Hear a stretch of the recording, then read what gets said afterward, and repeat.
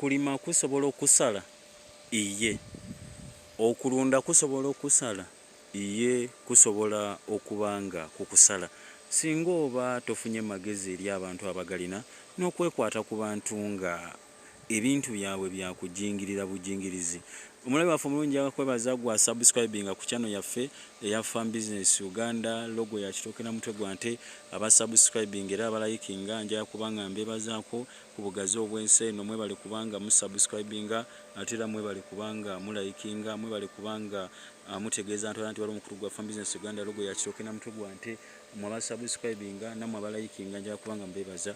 Nja kubanga nkutegeeza nti wano wetuli nnimiro ya butunda waliwo eyalaba Farm Business Uganda n'asalawo yali ayagala va mu byakulima. Ennimiro gye nkulaga emaze emyaka 2 n'ekitundu ku 3 naye laba obutunda ebufaanana ne ku kitindiro tebunaba kubanga bugendako emyaka obutunda oba obutuuseeko bwonna bwalwala dda ekigenge bwaggwawo dda, naye nga ataddemu ssente agamba nti okusasula abakozi na buli kimu okutereeza na buli kimu ataddemu ssente zakansi wa miliyoni 3. Wano woolaba wali yateekawo ebikolo 9 yali abula katono okweza ebikolo 10 ng'era bwolaba ennimiro weegenda mu maaso ngazi era wanene.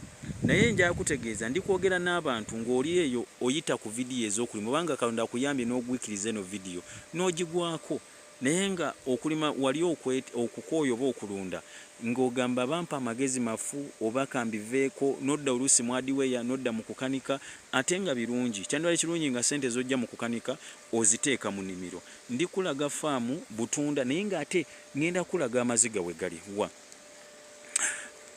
Fere tujja wano kubanga tunoonya likes oba tunoonya kubanga ffe gye twagala omuntu ategeere nti n'eriyo abalunzi n'abalimi oba eri ekitongole eky'abalimi n'abalunzi ekya Farm Business Uganda, logo ya kitooke na mutwe gwa nte.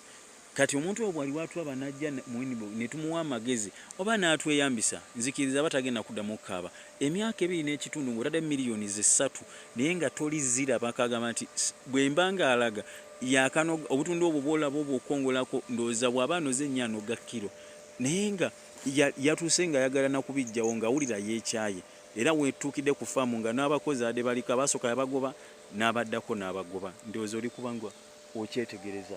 N'olw'ensonga eyo okulima n'okulunda sooka onoonya amagezi, tuukirira abo abantu abali mu kintu ekyo. Fere tulinga bano oluusi agenda ne yeekwatira vidiyo Farm Business Uganda ffe tugenda mu balimi abingi era vidiyo zaffe oziziraba. Waliwo eziraga faamu zaffe zennyini, waliwo ate eziraga faamu z'abalala ng'omuntu oyo kati nga wano we tuli wano si waffe naye yalabye Farm Business Uganda n'agala nalimye obutunda njagala lunda byennyanja naye ate mazima laba sirina kyenfunye tugenda kubanga tukulaga ekidiba ky'ebyennyanja asima n'amazzi gaagano. Ndowooza oli kubanga ogalaba nga yagala kisima mu mbeera kulunda byennyanja mu mbeera mu ngeri ey'omutindo mwennyini alabe abe ng'asobola okufuna ssente mu nsonga ez'okulima era mu nsonga ez'okulunda. Amazzi gago yagasima ngenda kubanga tukulagako ekidiba ky'ebyennyanja naawe obenga osookiraba engeri gye kyadobonkana abaakisima mu nsima ng'ali balinga abasima ttooyi. Tutera obaga nti kozesa abalina obukugu mu nsonga ezo ez'okulima. Ku YouTube bantu bangi abalinako ebibanja si ffe ffekka nga Farm Business Uganda naye noonya abantu abo abali mu ekyo oli kitegeera so togwikiriza muntu. Eriyo abantu n'agala ne yeekwasiza vidiyo ku abantu nga si wawe ye afune likes afune ba subscriber nanti kine ba followers nga bangi naye nga gwe omulimi gwagenda okumaliza nga obonyebonye oluusi nga wejjusa. N'olw'ensonga eyo nja kubanga nkulambuzaako nkutwalika ate ku kiba ky'ennyanja. Tegeeza omuntu nti waliwo omukutu ogwa YouTube gwa Farm Business Uganda. Omukazi aliyo n'oyo omusajja tagenda kuddamu kubanga akola ki? Tagenda kuddamu kubanga akaaba. Wano we tuli okutwalayo ekidiba ky'ebyennyanja gwe nno omulabi waffe omulungi olyoka olabe ensi nti okulima abantu bakaaba amaziga era abantu kiiki ekidiba ky'ebyennyanja kino kyolaba kiri fuuti 20 ku fuuti 45 kiikyo. Ndowooza oli kubanga okiraba kyonna kyamogoka ne kigwa mutateekangamuuko wadde ekyennyanja n'ekimu. Abalwiza baffe abalungi wana wantu waliwo amazzi ng'ebiseera by'enkuba ng'enkuba etandise okutonnya naye ate wakalu bw'oba osima ekidiba ku wantu awalinga nti amazzi gabeerawo wansi naye mu season, ekidiba ekyo kiba kirina okuba nga kimogoka. Ekyokubiri n'ensima ematale ensima nayo esobola okuba nga ekolera.